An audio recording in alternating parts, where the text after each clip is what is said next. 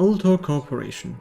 High risk, high pay, high adventure is the slogan for a mining corporation on Mars, luring able-bodied and young people in their midlife stupor, that is, their general lack of direction on what to do with their time and passions. If that sounds like the wet dream of most capitalists, at least, looking to turn a quick profit, you'd probably be correct about Ultor. Parker wasn't that smart, though I thought I'd read somewhere that prior to getting his ass to Mars, he actually went to university to study. Same here, though I never finished. Can't beat street smarts, I guess. Red Faction is a first-person shooter released on the 22nd of May 2001, wanting to dethrone Half-Life as the king of run, shoot, think, live. But I think we know what became of both series by now. Other machines can run it, but you still want to install Dash Faction. It's not hard, I did it in 20 minutes on stream, supports modern resolutions, and doesn't make the Windows shit the bed every time you want to open the game. Leave me alone, jerk. It's been a long day. It's about to get a little longer, mind scum. I first saw about it on GameStar almost 20 years ago. My father had CDs of said gaming magazine along with fun little games and trailers of upcoming ones. I loved watching the destructibility of terrain. An engine for GeoMod 1.0 at the time made this possible. As time went on, the memory faded, but Mars always was a part of my heart. Enough about my nostalgia though. Maybe another time when I play another game more akin to Total Recall. If you know, you know. Where was I? Oh yes, Parker, last name not important, went to Mars to straighten his life out, in his words, which meant he got an indefinite internship like a lot of his peers as a miner. Not the most ideal or safe place to figure out what you want to do with your life, but here I am writing and telling you about my experience with a game I had only trace exposure to almost 2 decades ago. In the beginning, you're treated to only the briefest of synopsis. I went to Mars. After 6 months I gotta say, it sucks. And some moment says rise up, so I did. A lot of lore gets thrown out the window and right on top of your head like a brick. You see what I mean when I get to it, that it cements the picture of you as a random guy that actually rises to the occasion than the dozen or so other red suits you meet. Most of them meeting a, ironically, timed fate by scripted death. After acquiring your first pistol, we also get remote charges not far from our first fight.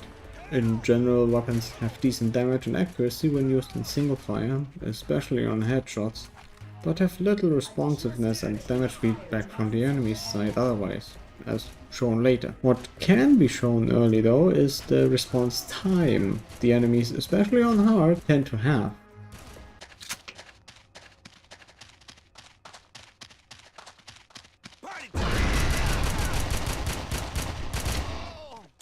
Even I didn't notice until after the firefight that he died. The terrain deformation caused by the remote charges and rocket launcher are wonderful concepts, executed decently well in the first 3 levels. Sadly, the engine gives the tools, but the narrative does not support a miner busting his way through a revolution by way of wanton destruction. Not always, and especially not later on, when we are in more sophisticated structures. And if anyone asks, unrelated mining accident. Vehicles are a novel concept in Red Faction, at least for the time. You could imagine that a driller vehicle would be able to be driven by us in the game, and even other vehicles are available. Oh dear, what the hell is this? What? Dare I steal the meme? I'm just gonna call it before a certain game reviewer can do it, so here goes. It's fucking wrong! That felt good. That felt good. That was fun to edit in. We get contacted by EOS herself, some ultra technician turned rebel called Hendrix, love his calmness, and arrive at the barracks, where we take a short side stroll to commandeer a stationary missile launcher and machine gun. You can see the destruction you caused with the missile launcher after the fight, and I personally feel satisfied with the outcome. It's what you would expect after a chaotic conflict in interior space. The walls are blown out, the windows got a bit more draft, and the pillars could probably still take a few more rounds before you might think the structure is renovation worthy.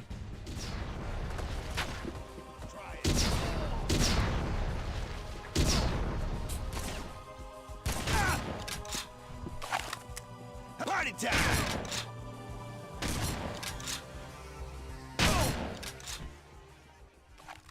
Anyway, we crawl through ventilation shafts to get our first assault rifle. Die, Scott!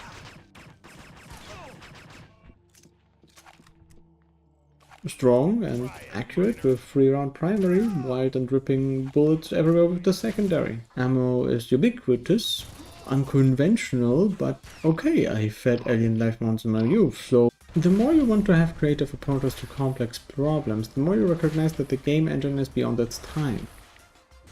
I want to blow up the wire mesh and the crates with a remote charge. No, the wire mesh is made of stellinium, and don't get me started on the crates. But the game also has a kind of good mini-boss. Take this security bot for example. The attacks are mostly not hit scan, you want to dodge the missiles it shoots, and you can seek cover behind a pillar. Since it is floating above you, you naturally shoot at it with a rocket launcher. You don't really hit that often, but you don't have to. It's okay because the terrain gets hit and then you see the aftermath after you destroy the bot. You destroy part of the catwalk. The pillar is damaged. Altus propaganda. Besmirched. In docking bay 4 maintenance facility. Security respond.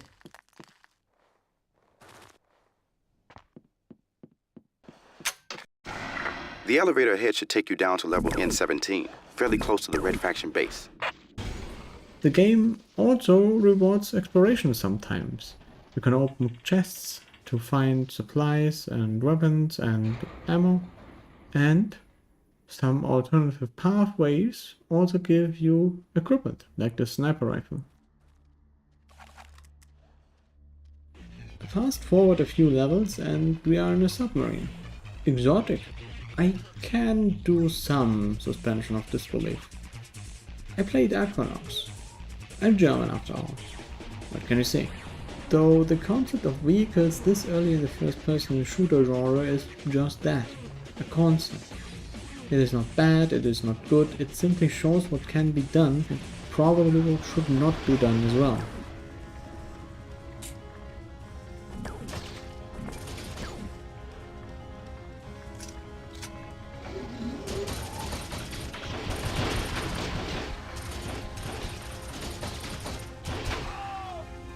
After this little romp in the water, we get a radio comm from EOS.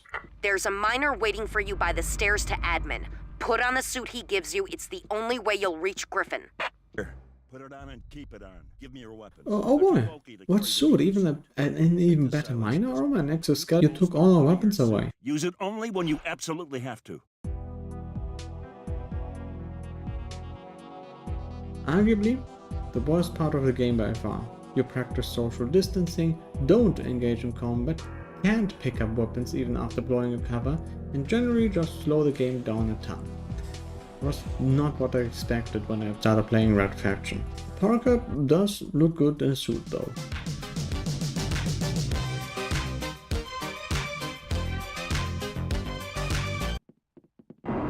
Stop! Don't shoot! I can help you.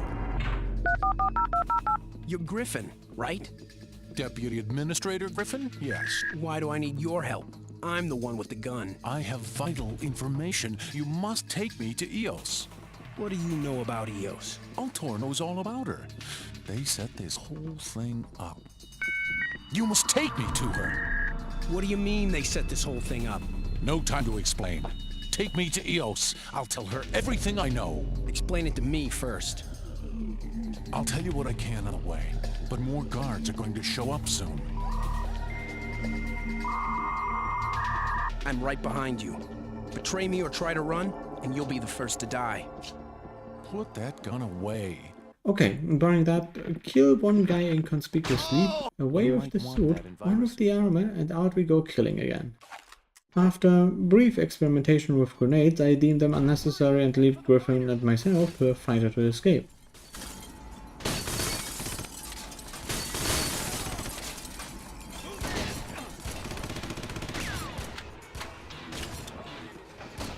Actually a good set piece, since it turns out to be a sort of practice area for fighter pilots, which makes the place feel lived in. How does Parker know how to fly a fighter? We continue to rampage in a military-grade fighter, relatively unscathed, land somewhere else to continue on foot, and run directly into a bad boss fight. It is not even that bad of a boss fight, it just feels like there was so much area that was not used. But before I get to that, let's just talk mechanics. That thing can't be killed with normal weapons. Instead, you have to shoot it until Hendrik says, oh, just lure the thing out, because otherwise the drone doesn't want to go there, it just doesn't path there. And then you turn on the big lower 9000 and the super score the 6000 and the floating drone gets dumped into goddamn lava.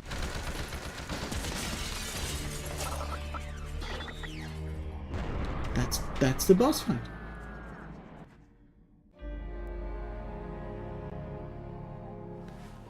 Yeah, Parker. Great job. You can pose for pictures later. We gotta keep moving. Shut up, Weasel. If Eos didn't want you, you'd be dead by now.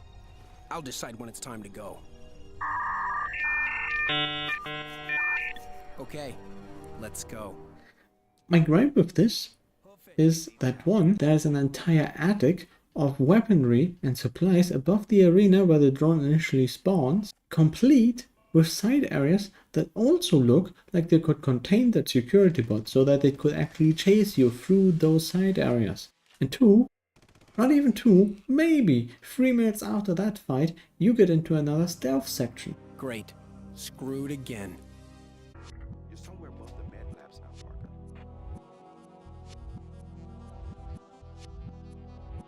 Admittedly, that section probably was optional in terms of stealth since you find the lab code in a side room, but that is not what I did that playthrough. So off I go, socially distancing myself again, but this time with bureaucracy, the likes of which made me go postal on a guard before missing all my shots like a complete dumbass. Bureaucracy, bureaucracy. Bureaucracy, bureaucracy. You're Gun! But we are not here to make errands, we still need a key card, so... What about you?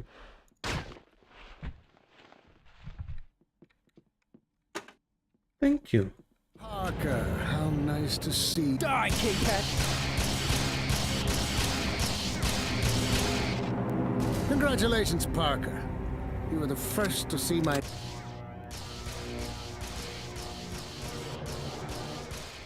Don't hurt me. Into the minus would we go. K-Pec headed out that way, Parker. I don't think that is supposed to happen, but I guess that is just a bug from us equipping the exosuit before a level transition. Anyway, mines, white animals, white guards with sniper rifles, water level, the Revengeance.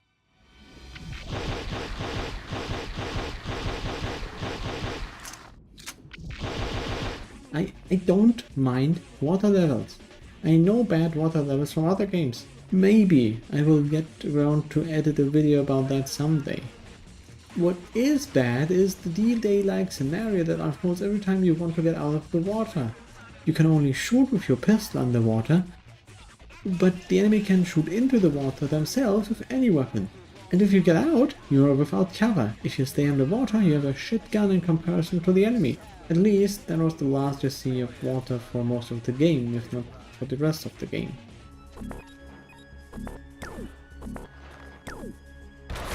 One more tiny for Destructible Environment Harbinger Secret.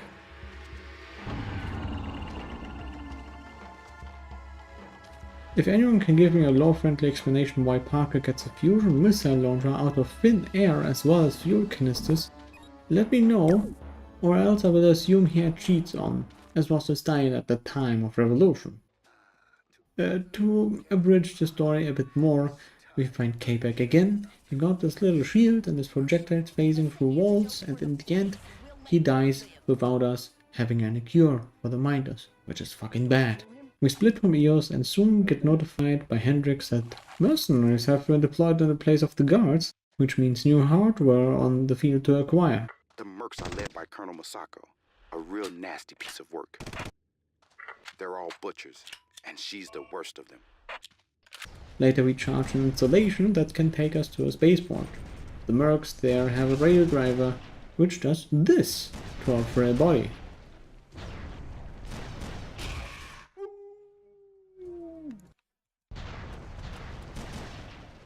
Luckily, what they can do, we can do better. On the other hand, that reduces the interactivity in the game quite a bit. You start rounding every corner by scoping in with the rail driver to make use of its X-ray abilities, to either know where a guy is or to outright shoot him. In the last quarter of the game, resources are scarce, so you have to make do with whatever mechanics you can exploit. Oh, an APC with minigun and a grenade launcher. Oh, the rayguns destroy your HP. This is not what I call a vehicle section. This is teasing a fun power fantasy, and then the game says, sorry, your APC is made of tissue paper. You hide on a shuttle and then go to a space station. Why do you do that? EOS has contacted the Earth Defense Force to come and pick us up from our indefinite stay at the Mars daycare, but before they can jump in, Parker has to blow shit up. You've got to disable Ultra's planetary defense system before the fleet reaches Mars, or they'll be toast.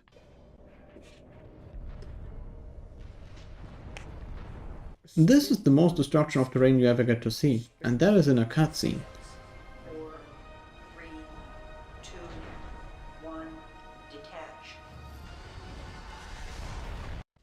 Why don't we get sucked into a vacuum when we file the rail drive? Right after that we get contacted by Hendricks that we need to go to the Merc base because Masako wants to destroy the whole mining complex, you know, where the Red Faction is. The Mercs didn't have to go after the Red Faction base. That was Colonel Masako's idea. Payback for all the trouble the miners caused. The game doesn't know how to continue the story right now, so go get your teleportation gas.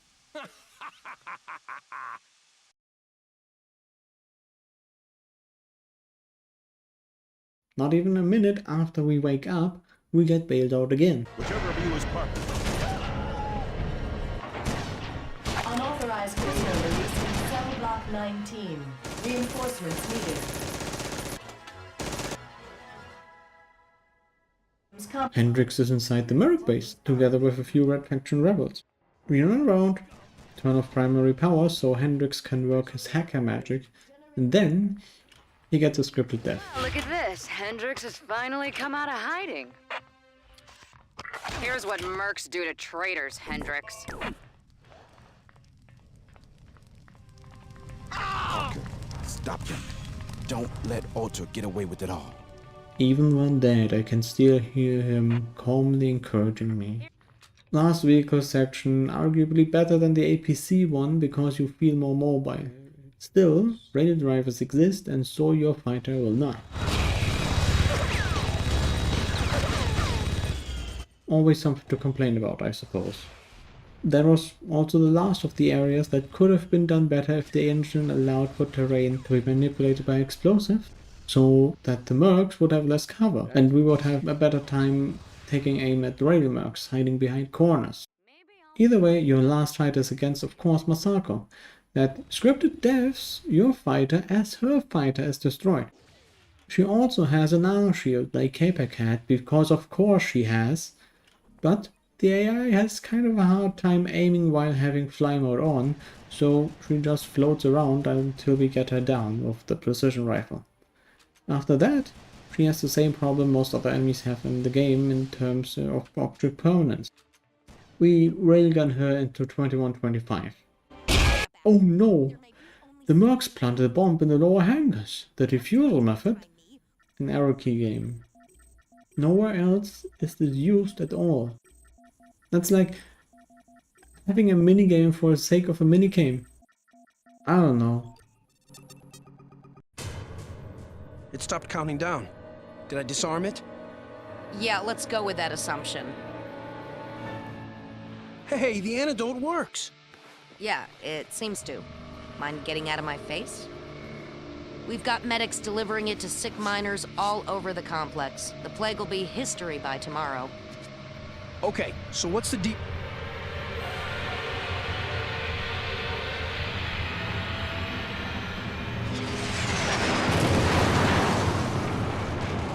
This facility is now under the command of the Earth Defense Force. Drop your weapons immediately. All armed personnel will be shot on sight. We saved Mars and it only took 5 hours and 20 minutes. Or did we? Would I recommend Threat Faction? To answer briefly, not really, no, yes absolutely, and I didn't play it yet. Geomod 1.0 crawled, so 2.0 could run, and Guerrilla is hell of an experience. Maybe I will cover it on stream and or in the video later on. In the meantime... So, what now? You're a hero, Parker. Relax, enjoy yourself. Start dating. What are you... No thanks, I will go back to Earth for now. I need to edit this video and get over my anxiety to write fellow streamers to collab.